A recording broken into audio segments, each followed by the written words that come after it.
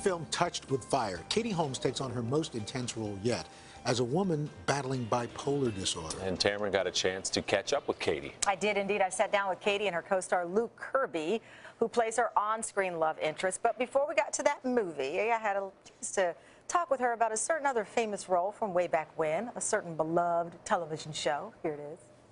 So were you a fan of Dawson's? Yeah.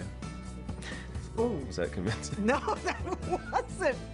That feels so long ago. It feels like 100 Yeah, but years it's ago. iconic. It was 20 years ago, I was in and it was high school. iconic television. It wasn't quite 20 years ago. Oh, that's what they wrote. Oh.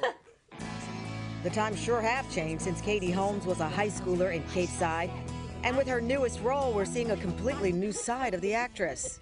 I'm just trying to figure out who I am, you know, because I don't feel like myself anymore. Even when I go off the medication, I don't feel like myself. Okay. Well, it's nothing like anything that I've done before. The love story involved, it's really sad because you want them to be together. You do. But they're not good for each other.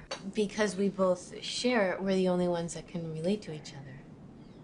It's beautiful. I felt like the friend watching saying exactly that. I want you, the characters, together, but I don't, and I think that speaks, Luke, to the chemistry that you both had on screen. What was that like for you? You know, it's about a 5-minute litmus test that you take at work. You know, 5 minutes you were you kind of like, you either see that, you know, we're going to lock in and do this or not. When you go home and you're with your child, does a film like this have an impact in your interaction and even educating your child about this? You know, this was a really intense project, but I leave it at work and I keep everything really sort of separate. Like I work and then I'm mom.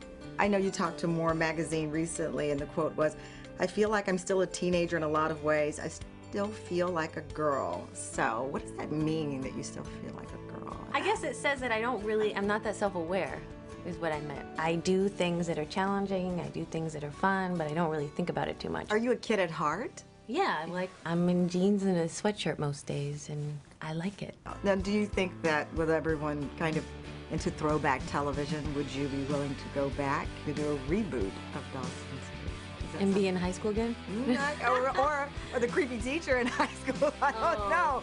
You tell me. When I look back at the show, it had a certain charm that was available. It was before the internet really took over. It was before iPhones. It was before this kind of new form of communication. And it had this certain feeling that was of the 90s. Yeah. It's time to grow up, Dawson.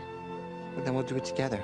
I don't think that in today's world you could achieve that same kind of feeling. Do you think that they're like on Facebook now?